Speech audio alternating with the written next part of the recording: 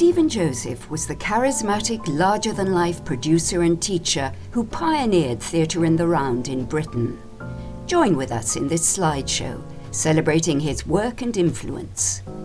Stephen formed his studio theatre company in 1955 and performed an experimental summer season of new plays in the concert room above Scarborough Library.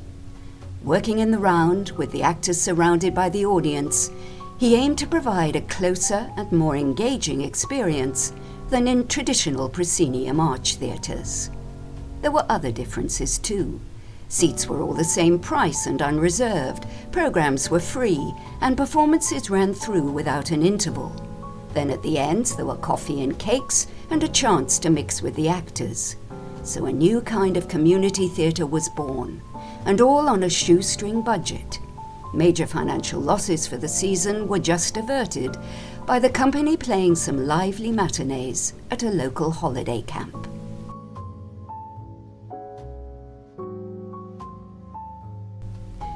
The young company returned to Scarborough for the next 10 seasons and gradually drew a following as they mixed new plays with more well-known material.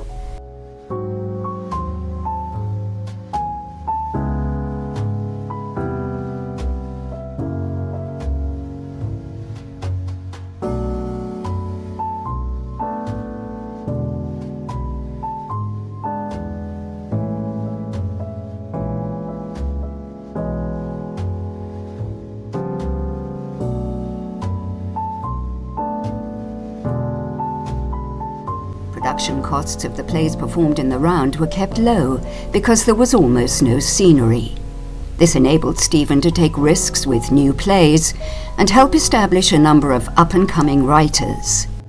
In particular, he supported the company's own actor-playwrights, David Campton and Alan Ayckbourn.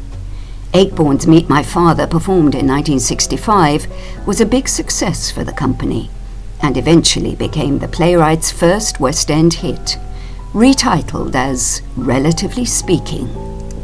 The Scarborough seasons also provided a springboard for winter tours that were years ahead of their time. Props, rostra and lights were loaded on 2 ancient trucks and taken to community spaces and theatreless towns. One particular high spot was the successful production of The Birthday Party in 1959, directed by Harold Pinter himself, enabling the writer to successfully relaunch his career after the failure of its London production.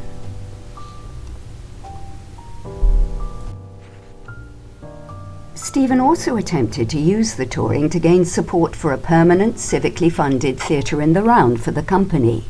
For a time, this seemed likely to happen in Newcastle-under-Lyme, following successful seasons in the municipal hall. A publicity stunt to support the bid ingeniously featured the sale of paper cut-out toy theatres to the audience. Sadly, advanced plans for the new theatre had to be abandoned when the rules permitting civic loans were changed by the government.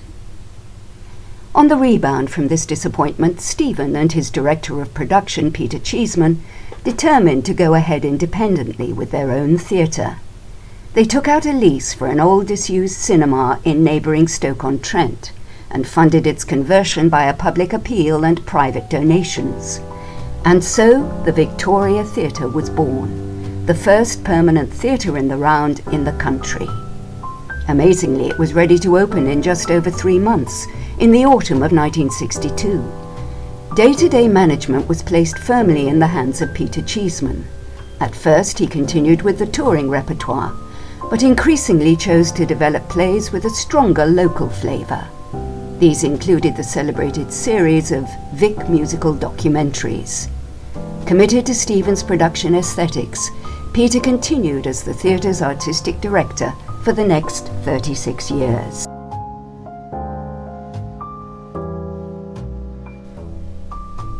At almost the same moment as the opening of the Vic, Stephen took up a teaching fellowship in the newly formed drama department at Manchester University.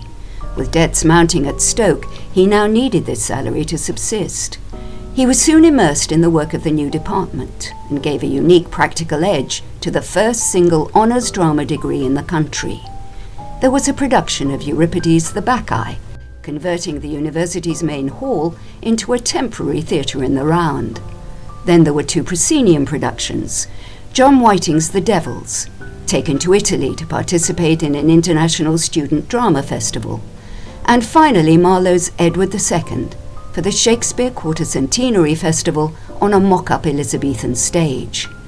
The students involved in Stephen's productions and practical work were often deeply influenced by his approach, with its emphasis on self-reliance and creative spontaneity, and they often adopted elements of it subsequently in their own working lives.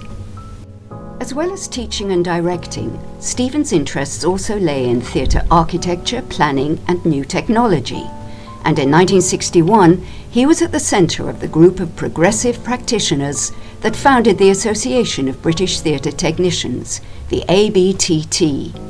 He played a significant role in the Adaptable Theatres Conference that launched the association, and went on to publish the new ideas presented there. While at Manchester, Stephen also worked as a theatre consultant and became increasingly involved in planning theatre spaces. The drama studio that he set up in the university's German church was to become a prototype for the development of black box studios in colleges across the country. He provided up-to-date technical plans for the architects for the flexible auditoria at the new Manchester University Theatre and the Nuffield Theatre at Lancaster University. Many of the main features of these have remained relatively unaltered to this day. Despite Stephen drawing up some fascinating plans for new theatres at Scarborough, the money for a civic theatre development never actually materialised in his own short lifetime. But he continued to dream right to the end, especially regarding his quirky plans for a fish and chip theatre.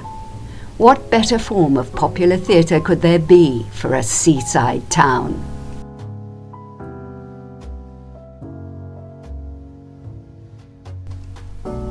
In 2021, a century after Stephen Joseph's birth, theatres in the round and flexible open space theatres are now firmly embedded in our theatrical landscape. The 2 theatres that he founded grow from strength to strength in their new guises. Back in 1986, Peter Cheeseman had opened the new Vic in Newcastle-under-Lyme and created the first purpose-built theatre in the round in Europe. The unique ellipsoid auditorium is closely based on Stephen's theory for the ideal architectural configuration for theatre in the round. Over in Scarborough, it took Sir Alan Ayckbourn till 1996, and many years of successfully directing his plays in temporary quarters there, until the splendid Stephen Joseph Theatre could be opened inside its beautifully repurposed Odeon cinema.